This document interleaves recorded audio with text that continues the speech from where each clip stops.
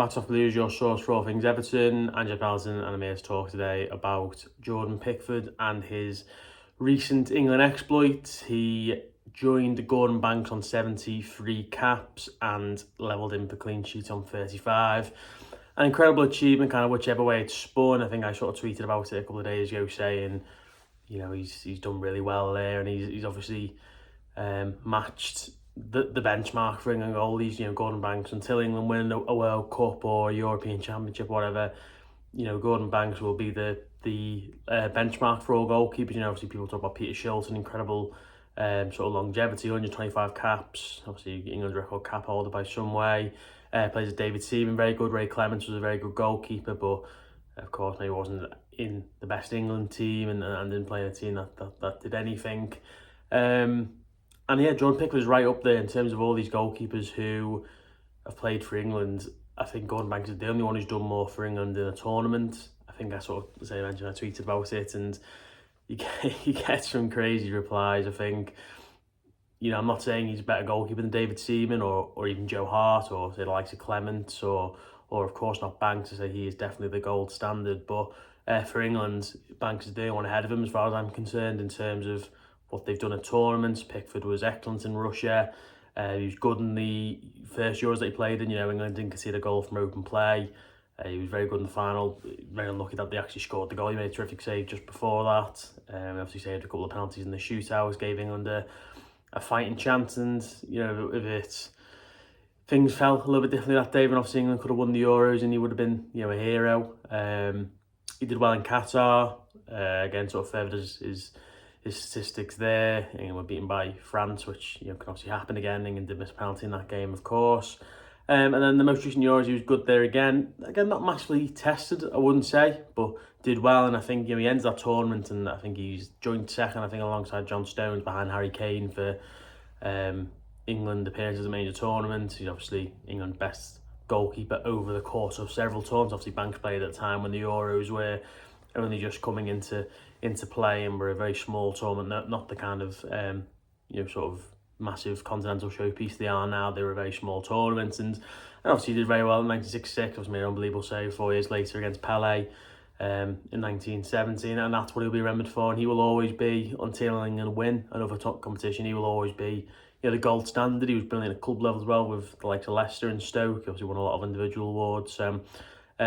Yeah, Gordon Banks absolutely terrific, and again is of course the number one goalkeeper. But I think the kind of point people are making now is, where does Pickford rank? And I think in terms of what goalkeepers done for England, as far as I'm concerned, he's done more than the likes of Clements, Shilton, Seaman, Hart. You know, these are kind of the guys who are right up there. And I think if he's in the top sort of 5 or 6 at this point, then I think that's really good for him. And you know, his numbers will only get better. I think he's 8 clean sheets off Hart, who's in second behind Shilton, he's got 60 odd. So he may not reach that, but I think if he can play 2 more games, he levels Seaman and Hart on 75 games. I think that makes him second behind Shilton for appearances, or obviously joint second. And I fully expect he will certainly play more than 2 more games for England. I'd be shocked if not. Thomas Tuchel, I think, was an admirer of his when he was at Chelsea, so we'll see what happens there. But yeah, there's been some talk today about James Trafford being the one who can replace Jordan Pickford ahead of the next World Cup, which for me, yeah, I mean, I don't really see that at the minute. I think that's very, very early to be saying that. You know, obviously James Trafford was brilliant at Bolton a couple of seasons ago in League One. Step up to the Premier League was a big one for him. He had a tough year last year. I think that's very much fair to say. Obviously, he was in and out of the team. By the time we played them at the end of the season, Muric was back in goal, who again had a tough season. Obviously, Barlow didn't have a great year, did they? So, you certainly want to write anyone off. They've got the best records defensively in the Championship this season. Obviously, Scott Parker team, kind of what you come to expect when he has an upper level Championship side. But he's obviously looked good there, and I think that was definitely the progression. Really, should have gone to the Championship first, and then, you know, he should be now in the Premier League and hopefully them having a good season. But I think to say that Pickford should be dropped ahead of the next World Cup, I find that hard to believe. Obviously, you want to see how James Trafford gets on. Obviously, Burnley have to get promoted, or he has to move up. England aren't going to have a Championship goalkeeper in their the starting 11, you'd imagine. And Jordan Pickford, as we've said, for Ramsdale, for Johnston, for Nick Pope, for Dean Henderson. These are all good goalkeepers. I wouldn't say them at elite level, but certainly they've all had different times, maybe apart from Johnston, where you'd sit there and say, yeah, he definitely is good enough to play in goal for England, but Gareth Southgate stuck with Pickford, never let him down. I think, again, you go back historically, the likes of Seaman obviously had a difficult time in the 2002 World Cup.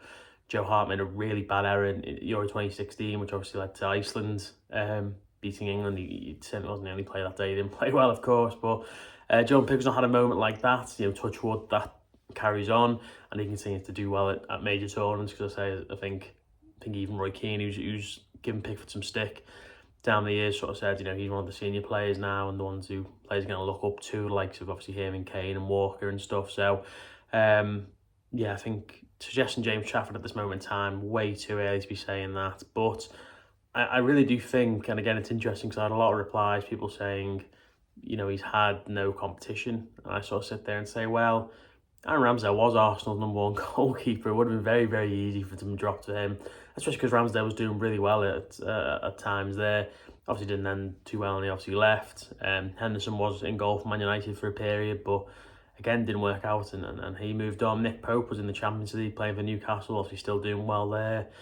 And again, it would have been very easy for him to come in. So I think Pickford's fended off enough people for the #1 spot, and I think we should all give him a bit more respect now, to be fair. I think he's been England's #1 goalkeeper for a number of years, and this kind of suggestion that every flavour of the month goalkeeper should be #1, it's like, well, no, it doesn't work like that. Players got to earn their stripes, do well at club level, and ultimately, I think at this point, you kind of got to say, well, Pickford's got to have a massive drop in form or drop a couple of clangers, and then that's when you get in. But he hasn't done that yet. So, I'm glad that Evertonians really respect him, and as I say, I was looking at some of the tweets yesterday. I'm seeing people saying he doesn't even make the top 10.